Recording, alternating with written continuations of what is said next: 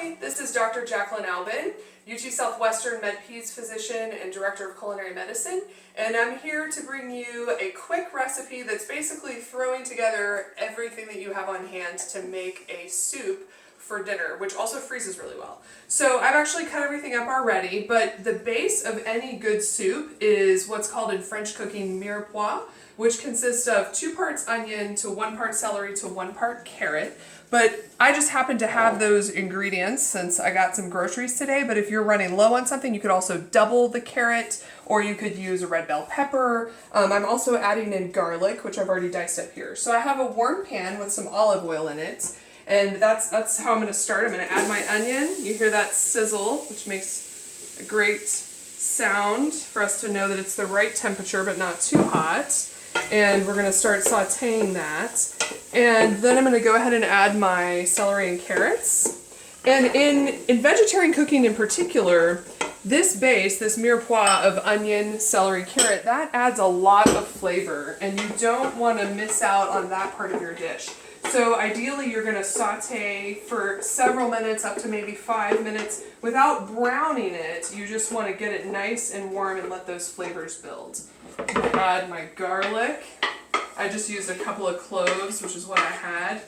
And cooking, unlike baking, is very forgiving most of the time. You can just throw together what you have available. And I'm actually cooking right now in a family member's kitchen, not my own kitchen. And that's another reason why having everything set up and ready makes the process more enjoyable for you. If you're running in real time and you don't have something chopped and ready, it can be frustrating. You can feel like you don't have all your ingredients together. So I highly recommend prepping in advance, often called mise en place in French cooking as well. And so this makes the whole process easy for me. I prepped when I had time throughout the afternoon, and now I just literally throw everything in. So we're actually making a vegetarian bean dish. I found this bag of black-eyed peas in my freezer. That's literally was the inspiration for this, is what can I make with my black-eyed peas? So you could use any bean. I'm going to be using these because that's what I had available, but if you have canned chickpeas, canned white beans, cannellini beans, of course, if you have canned or frozen black-eyed peas, this recipe is not for uncooked dried beans. So if you are working with uncooked dried beans, you do need to make those first separately, and then you can build your dish from there. So I'm just going to give this another minute to saute, and then I'm going to tell you what we're going to add to it, and you're going to see how simple, how straightforward this is. I used olive oil in this, but really any fat works. You could use any cooking oil, or you could use butter if you have that on hand. It's just a fat onion, celery, and carrot that makes the base of this dish and adds a lot of flavor. Now I happened to have the vegetable broth that I needed for this dish on hand, so you can see I've actually already poured that into a dish that's 8 cups of vegetable broth. But if you don't have veggie broth, or maybe you don't have enough, just use water, because if you add some spices, you add some diced tomatoes like we're going to add, bay leaf, it's going to build some flavor in that broth for you. Okay, this just needs about another minute. And I love serving good old-fashioned cornbread with soups and stews, but I don't have the ingredients to make that. So we're just going to toast some regular toast. We've been keeping our extra bread in the freezer. My family has a couple of people who need to eat gluten-free, so we have gluten-free bread, and we're just going to toast that and then use it as dipping for the soup. Okay, so this is getting close to me adding the other ingredients. So what I'm going to do when I add the other ingredients, I'm going to dump in my broth, and then I'm going to add my black-eyed peas, and then I'm actually adding some pasta. I have gluten-free pasta, since that's how we need to eat, and this is based out of corn and quinoa, but you can use any type of pasta. This is just 8 ounces of pasta, and that's what I have on hand, so that's what I'm going to throw in, and that will add a dish that's got legumes coming from the black-eyed peas, which are loaded with fiber and micronutrients, and whole grains coming from the pasta that's made from quinoa.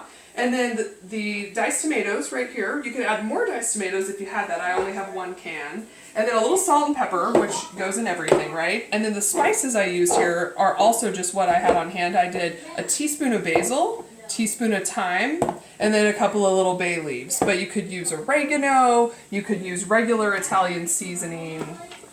Those would work great as well.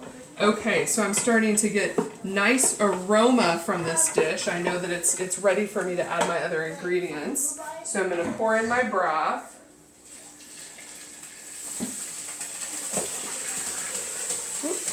There we go, and I spilled a little bit of it, so you're hearing the sizzle from that.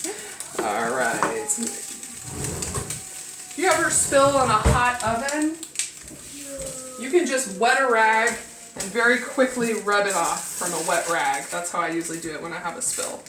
Okay, so we've got our onion, carrot, and celery here in the broth, and then we're gonna add in our diced tomatoes. Okay, and then we will add our spices.